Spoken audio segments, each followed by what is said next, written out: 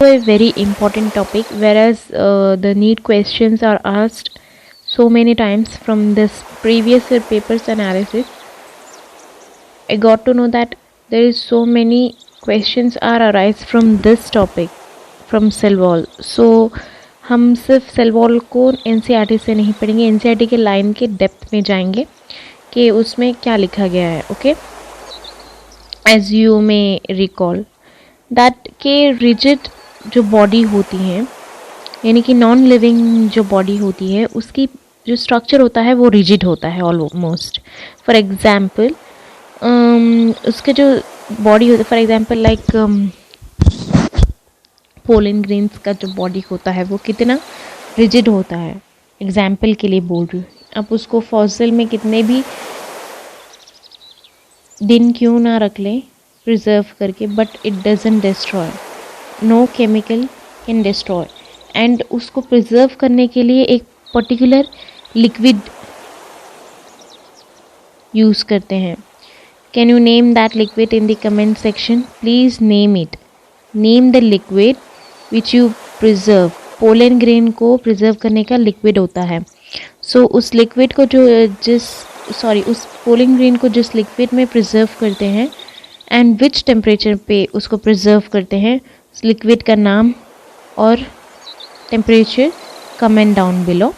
And one more thing कि ऐसा कौन सा उसके अंदर मटेरियल होता है जो कि डिस्ट्रॉय करने नहीं देता, उसको भी कमेंट करो कि ऐसा कौन सा जो मतलब मटेरियल पोलन ग्रेन में होता है जिसके वजह से वो फॉसिल में डिस्ट्रॉय नहीं होता, thousands of years together preserved रहता है. पोलन ग्रेन के अंदर जो मटेरियल रिजर्व्ड मटेरियल होता है. Okay, comment down below the answers. मैं क्यों पूछ रही हूँ, क्योंकि अगर मैं ही सब चीज़ बता दूंगी तो आपका दिमाग की बत्ती भी जलनी चाहिए ना भाई. जैसे पतलू की बत्ती दिमाग की जलती है, वैसे आपकी भी दिमाग की बत्ती जलनी चाहिए normally. So next question is next further explanation की ओर जाएंगे. तो जहाँ के प्लाज्मा मेम्ब्रेन देखे जाए फंगाइस में एंड प्लांट्स में, जैसे कि फंगाई में जो उसका मतलब आउटर कवरिंग होता है वो काइटिन से होता है, प्लांट्स में सेल्यूलेज के होता है, मतलब सेल वॉल मेडअप ऑफ होती है कि सेल वॉल मेडअप ऑफ होगी सेल्यूलेज से, इसमें प्लांट्स में होगी. बट वही आपको अगर फंगाई में देखने जाओ तो दैट्स ऑन काइटिन, और what may be you pronounce it chitin.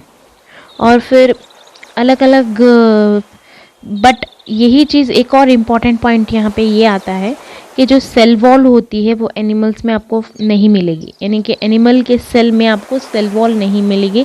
Cell wall is absent in animal cell. Okay, और सेल वॉल एक ऐसी चीज़ है जो कि डेड है एंड परमिएबल है. Anything can go and out from that. Cell wall के अंदर से कोई भी चीज़ अंदर या बाहर हो सकती है. It's permeable and it's dead. Okay, तो जो प्लांट सेल में होती है वो एग्जैक्टली रिजिड होती है. फिर उसमें 3 टाइप्स के सेल वॉल होते हैं, जैसे कि primary wall, secondary wall and tertiary wall. कौन से आपको 3 टाइप्स की वॉल मिल जाएंगे? Okay, primary wall, secondary wall, tertiary wall. उसमें जो प्राइमरी वॉल होता है वो 1 to 3 नैनोमीटर थिक होता है और पहले अपीयर होने वाला वॉल होता है. नेक्स्ट, ये सेल्यूलेज से कंपोज्ड होता है और थिन और इलास्टिक होता है. इलास्टिक मीन जैसे रबर को आप ये प्रेस करके छोड़ते हो ना, जैसे बाल में जो यूज़ किया जो जाने का जो रबर होता है, हेयर्स में जो यूज़ करते हैं रबर, वैसे टाइप का ये प्राइमरी वॉल होता है. थिन होता है लेकिन इलास्टिक होता है. ओके, जो पर्टिकुलरली सेल्यूलेज होता है वो ऑर्गेनिक मटेरियल कंपाउंड से बना हुआ होता है, and that organic compound is polymer of beta D glucose. फिर उसके बाद में सम एसिटिक एसिड बैक्टीरिया भी उसमें फाउंडेड होती है.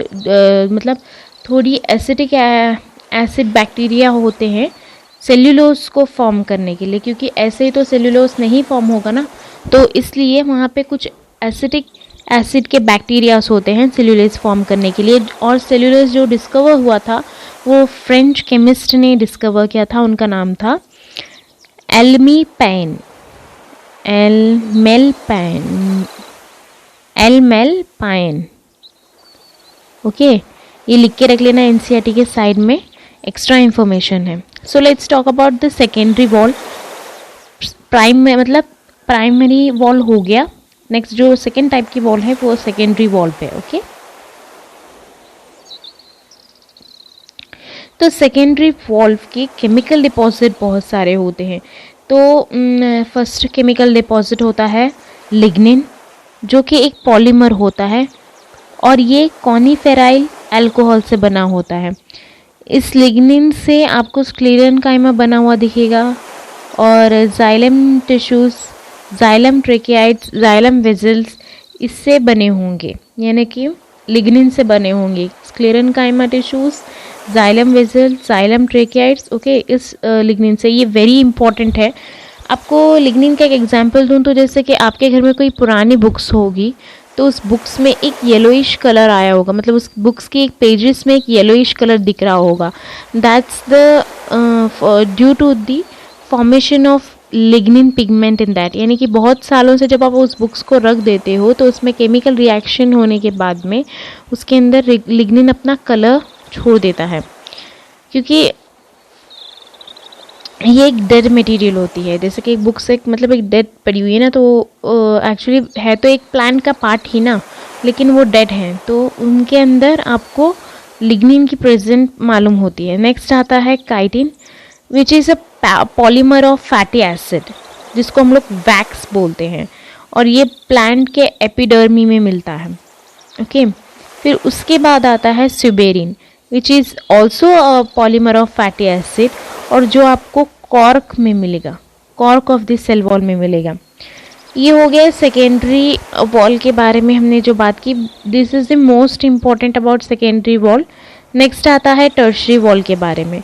टर्शरी वॉल ये थोड़े सेल्स में होती हैं, थोड़े सेल्स में नहीं पाई जाती। मेनली ये सेल वॉल का काम तो मैकेनिकल सपोर्ट देने का ही है, बट थोड़े इसमें पाई जाती है, थोड़े इसमें नहीं पाई जाती।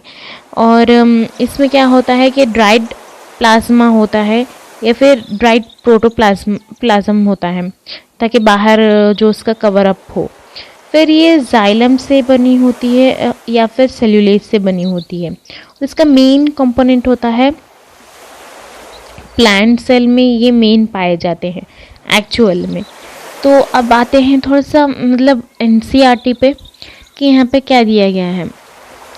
अब देखने जाओ तो यहाँ पे दिया गया है कि देखिए, cell wall are not only gives shape to the cell and protects the cell from mechanical damage and infection.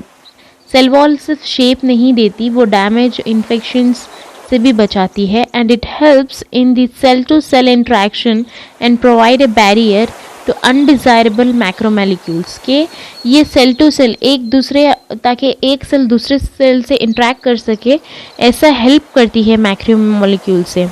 और देखने जाओ तो जहाँ पे algae have cell wall made up of cellulose, algae के अंदर सेल वॉल है जो कि सेल्यूलेज से बनी होती है, गैलेक्टिन से बनी होती है, मेनन से बनी होती है। ये सब उसकी कंपोजिशन है। आल्गे की जो सेल वॉल होती है वो किस किस चीज़ से बनी हुई है, ये वेरी इंपॉर्टेंट है। Just check it out, cellulase से, गैलेक्टिन से, मेनन से, एंड उसमें मेन मिनरल्स होते हैं calcium carbonate, while others consist of cellulase, hemicellulase, pectins, proteins।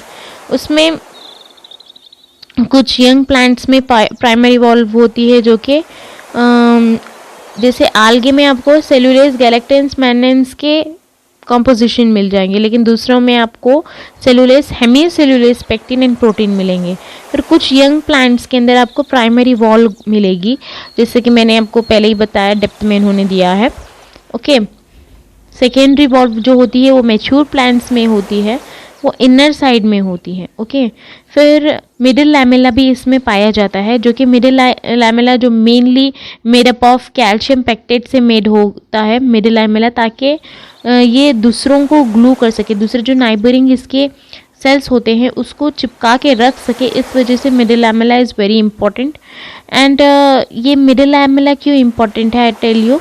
Middle lamella may be transferred by plasmodesmata which is connected the cytoplasm of the neighbouring cells के। क्या होता है कि जैसे कि आप नेक्स्ट फर्दर प्लांट फिजियोलॉजी में पढ़ोगे कि वहाँ पे सिम्प्लास्ट होता है, यूनिपोर्ट सिम्पोर्ट होता है वहाँ पे। तो उसमें क्या होता है कि सिम्पोर्ट में क्या होता है कि प्लाज्मोडेस्माटा से जो ट्रांसपोर्ट यानी कि सेल में जो मटेरियल ट्रांसपोर्ट होते हैं तो वो थ्रू प्लाज्मोडेस्माटा, ये नहीं कि आपको सेल में वो कहीं से भी नहीं, ये पर्टिकुलर कैनाल से ट्रांसपोर्ट होते हैं चीज़, तो उसको हम लोग प्लाज्मोडेस्माटा भी बोलते हैं। एंड वैसे मटेरियल्स भी लाइक बहुत प्लाज्मोडेस्माटा अगर नहीं हो, इट्स वेरी इंपॉर्टेंट, ये बहुत बार पूछा भी गया है एक्चुअली में, लाइक कि प्लाज्मोडेस्माटा इस फाइन साइटोप्लाज्मिक कैनाल होता है। ओके